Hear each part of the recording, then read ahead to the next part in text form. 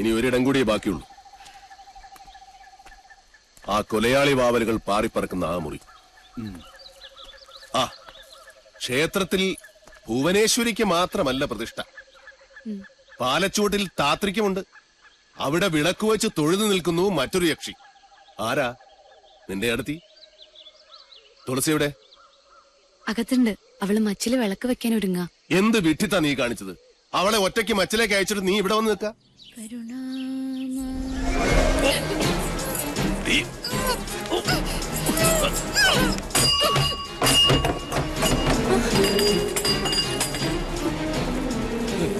യക്ഷി പിടിച്ച് എല്ലാം കൂടെ ചെന്ന് കയറിക്കോടി. ഇന്ന് ഒരുമിച്ച് കൊലകുളി അടിയന്തരം കൊണ്ടാടാം.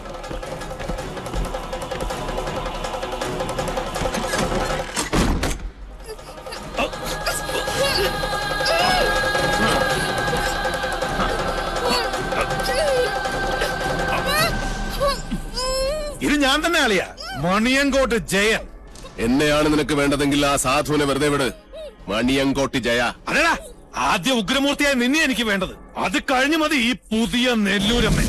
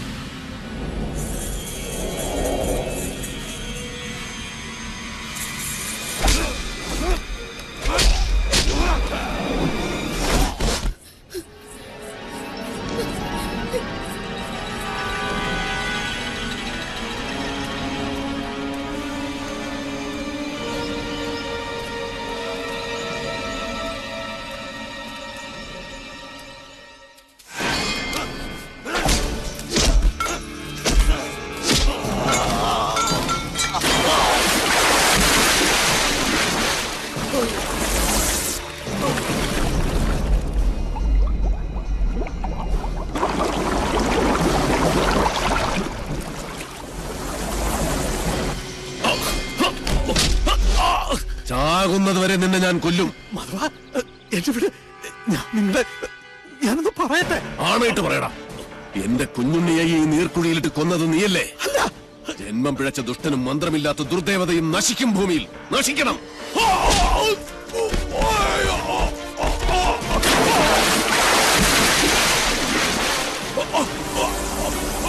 നീചൻ നീതിയുടെ ശാസനകൾ അനുസരിച്ചേ പറ്റൂ. നിശ്ചയിക്കപ്പെട്ട മരണമാണ് നിന്റേത്. കൊണ്ടുപോയിക്കോളൂ. കൊണ്ടുപോയി തിന്ന സാവിത്രി നിന്റെ മകനെ.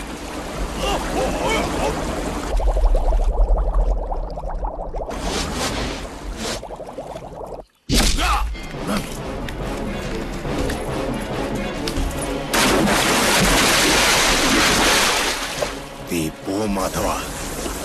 നിന്റെ ശവവും കാത്ത് എന്റെ അച്ഛൻ ചെമ്പ്രപ്പുഴക്കരയിൽ കാത്തു നിൽപ്പുണ്ട്. ഓ മുങ്ങിച്ചാവ്.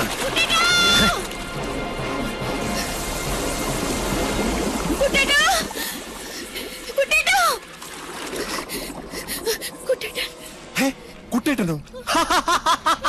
അവിടെ കാണും.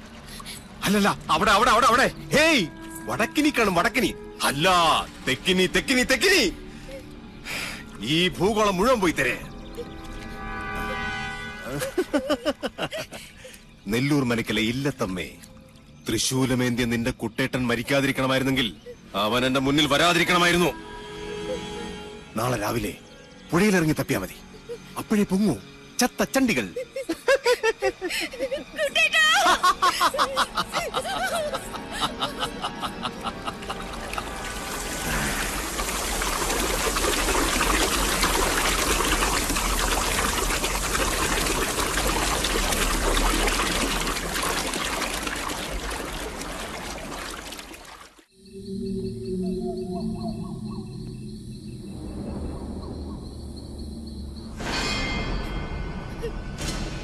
അതി എന്ത് സംഭവിച്ചാലും വീടിന് പുറത്തേക്ക് ഇറങ്ങരുത്. ശരി, വരിക. കുട്ടേട്ടാ, കുട്ടേട്ടാ, കുട്ടേട്ടാ, കുട്ടേട്ടാ, കുട്ടേട്ടാ.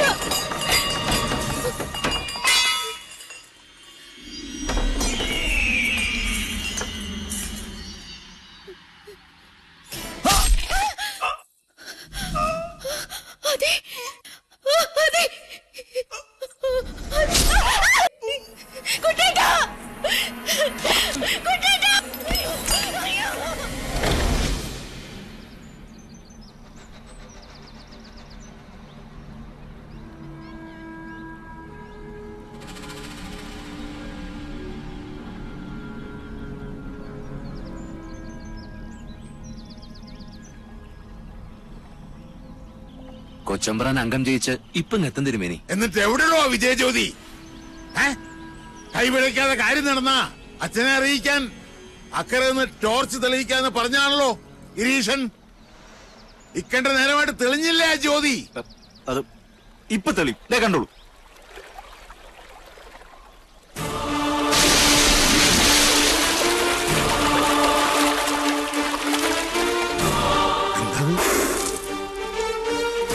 തമ്പുരാനെ, പട്ടാഴി തിരുമേനിയല്ലേ? ആദ്യമായിട്ടാ നെല്ലൂർ കുളത്തിൽ വീണ ഒരാൾ ജീവനോടെ. തമ്പ്രാനെ,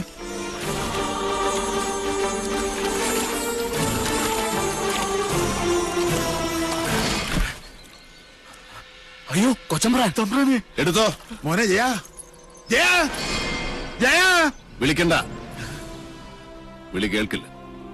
മഹാഭാവി, എന്റെ മോനെ നീ എന്ത് ചെയ്തു? എന്റെ കുഞ്ഞുണ്ണിയെ കഴുത്തറുത്ത് കൊന്നതുപോലെ ഈ ദുഷ്ടനെയും കുളത്തിലിട്ട് കഴുത്തറുത്ത് കൊന്നു മണിയൻകൂട്ട് സാവിത്രി. അങ്ങനെ വിശ്വസിക്കും. അതാണ് ശരി. നോണ, നീയാണ് കൊന്നത്. ആ കുറ്റം ഞാൻ ഏൽക്കണമെങ്കിൽ എന്റെ കുഞ്ഞുണ്ണിയെ കൊന്നത് ആരാണെന്ന് കാരണം അവര് പറയണം. സാവിത്രി ചെമ്പ്രയിലെ ആ പഴങ്കഥ ഞാനായിട്ട് തിരുത്തുന്നില്ല. പക വീട്ടിയല്ലേ? പക വീട്ടാനുള്ളതാണ് മൂപ്പരെ. ഉച്ചയിൽ ഉപ്പോളം ബുദ്ധിയുണ്ടെങ്കിൽ ഒഴിഞ്ഞു പോകുന്നതാണ് നല്ലത്. എന്റെ ജീവനിൽ ഇടപെടരുത്. ഇതുകൊണ്ടൊന്നും തീരില്ല കാരണവരെ. എന്റെ കുഞ്ഞുണ്ണിയെ കൊന്നതിന്റെ കണക്ക് ഞാൻ ചോദിക്കാൻ പോകുന്നതേ ഉള്ളൂ.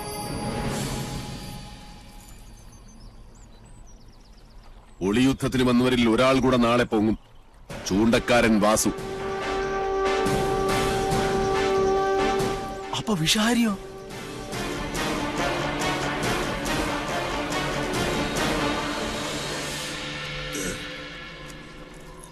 മോനെ, മോനെ.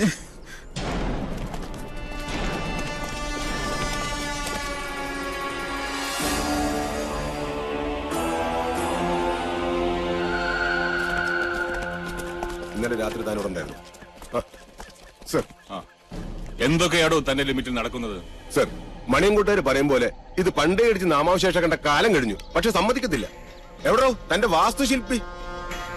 അകത്തുണ്ട്. സാറേ, ഇവനൊരു മുഷ്കന. ഞാൻ നേരത്തെ ചോദിച്ചപ്പോ ഭജനയിലോ ഭണ്ഡാരത്തിൽ ഇരിക്കുകയാണെന്ന ഈ കയ്യാളം പറഞ്ഞത്. ആദ്യം സാക്ഷി വിസ്താരം, പിന്നെ മതിയോടോ ഗുരുമുഖ ദർശനം. വാ അഗസ്റ്റിൻ, ഈ പട്ടേരി പയ്യനെ കൊണ്ടുപോ. സ്വാമി വാ. കരയണ്ട. ഇന്നലെ എന്താ ഇവിടെ സംഭവിച്ച കുട്ടിയെ? സത്യത്തിൽ ആർക്കാ കൈപ്പട പറ്റിയത്? രണ്ടാം സാക്ഷി മിത്ര കൊച്ചമ്മ എവിടെ? വെളുക്കുമ്പോ തന്നെ കുട്ടിയുടെ മിത്രടുത്തി വീട്ടിലേക്ക് പറഞ്ഞു വിട്ടു.